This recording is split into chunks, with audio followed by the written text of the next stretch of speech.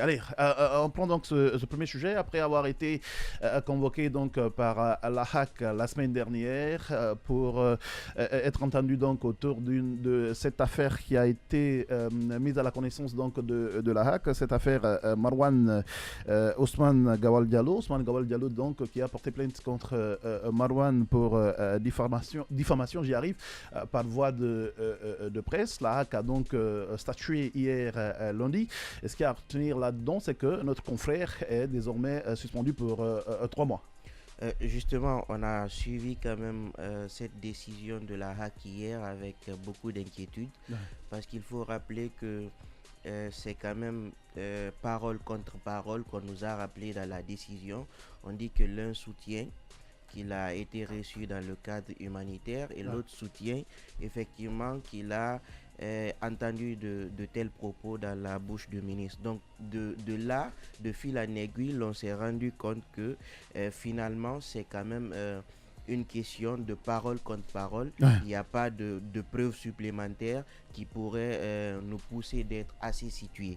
Alors je dis que la décision de la HAC nous laisse sur des inquiétudes parce que tout simplement, vous avez la loi de 2010 Ouais. qui porte à attribution, fonctionnement, organisation de la HAC, Ouais. qui en son article 51 prévoit quand même un certain nombre de sanctions. Bien. Notamment, vous avez l'avertissement, vous avez la mise en demeure, vous avez la suspension et enfin l'interdiction. Donc c'est pour dire on doit d'abord quitter à l'avertissement, la mise en demeure, la suspension, l'interdiction en fonction de la gravité de l'infraction. D'accord. On se retrouve dans une situation où le ministre porte plainte auprès de la HAC pour des faits de diffamation. Voilà, il met à la connaissance de la HAC parce que voilà, pour des faits de diffamation, et l'on se rend compte que lorsqu'on revient dans les dispositions de droit commun, notamment le code pénal, l'on se rendrait compte à l'article 363, voici la définition qui est donnée à la diffamation. On dit la diffamation est toute allégation ou imputation d'un fait qui porte atteinte à l'honneur ou à la considération de la personne ou de la collectivité à laquelle le fait est imputé. D'accord. Donc ce sont quand même des allégations, c'est-à-dire des propos mensongers qui pourraient être dits, sur le ministre, qui pourrait également porter plainte. Donc la diffamation, c'est le fait de tenir des allégations ou des propos mensongers. Bien. Alors, l'on a suivi quand même que quelques mois ou quelques semaines en arrière, le journaliste avait mordicus tenu à dire qu'il était allé au bureau du ministre Gawal et que le ministre l'aurait parlé. Ce que les deux n'ont d'ailleurs pas nié. D'une éventualité de vidéo qui pourrait sortir. Il n'a pas donné de précision sur la vidéo.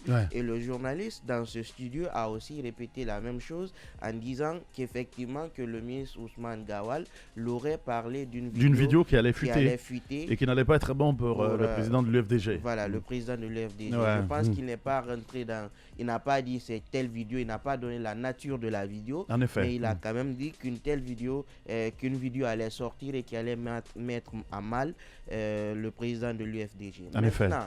Moi, je parlais tout à l'heure d'inquiétude.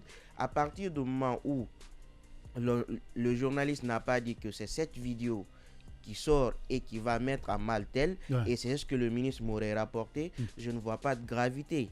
Alors à ce niveau, le ministre, je comprends sa posture, c'est une question de dire non, je veux laver mon honneur, je suis pas associé à ça, mais entre-temps, la HAC qui est là, qui a ce moyen répressif-là, cette force contraignante-là, doit aussi être dans une situation d'équilibre. En effet. Parole contre parole, vous allez à la suspension. Je pense que c'est excessif.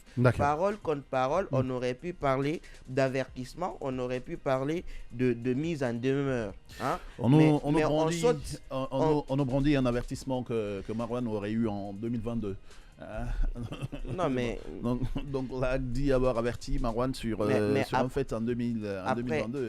Après l'avertissement, on a la mise en demeure. Après la mise en demeure, vous avez... Ça devait être échelonné. Mais on ne peut pas sauter les étapes parce qu'on veut faire plaisir à X ou à Y, ou on veut...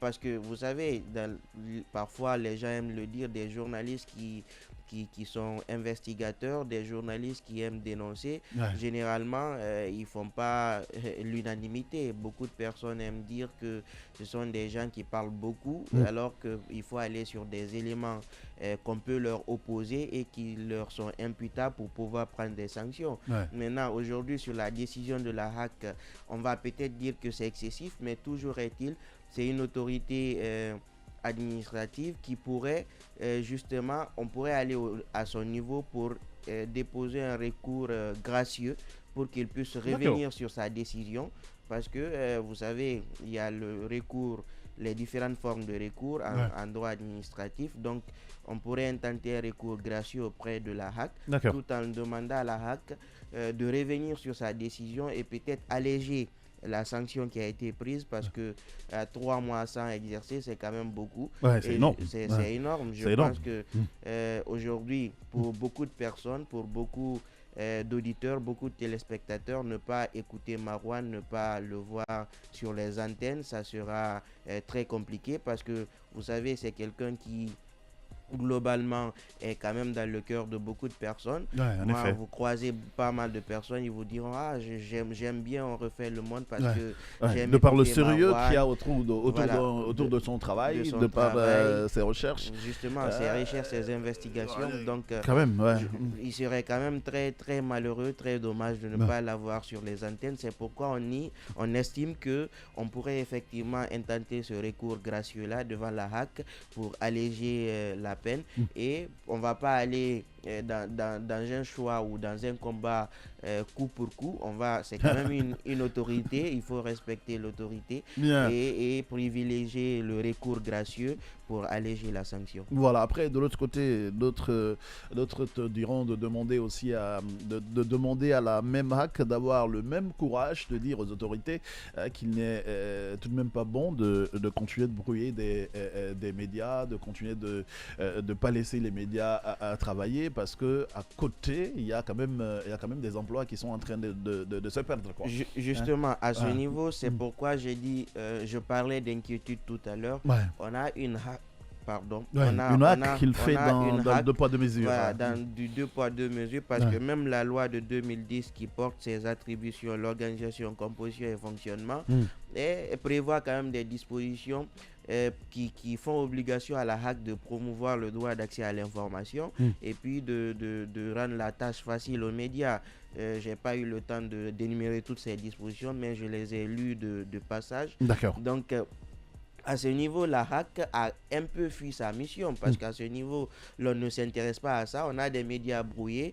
L'on ne vient pas à dire non, il faut arrêter ça, faire ne serait-ce qu'un communiqué pour dire il faut arrêter de brouiller les médias. Non, on ne le fait pas, on reste dans notre coin. Mais à partir du moment où on a des faits qui sont portés à notre connaissance, qui ne sont pas en faveur d'un journaliste, là on lève le ton, on sort le marteau, surtout quand c'est entre journalistes et autorités. Voilà, justement, je pense on a l'impression qu'on ne nous protège pas assez. Je pense qu'à ce niveau, c'est quand même assez dubitatif, assez équivoque, et ce qui n'est pas normal, parce que le rôle d'une autorité, c'est bien sûr le contrôle, mais aussi lorsqu'il y a des bavures, pouvoir interpeller ou faire des communiqués pour informer. La HAC ne peut pas nous dire qu'elle ne sait pas que le fait qu'on soit brouillé aujourd'hui, qu'elle n'est pas au courant. Peut-être que formellement, il va falloir le faire aussi. Mais pour le moment, on espère que la HAC va revenir à de meilleurs sentiments, parce que nous, on n'est pas là dans un combat de coup pour coup.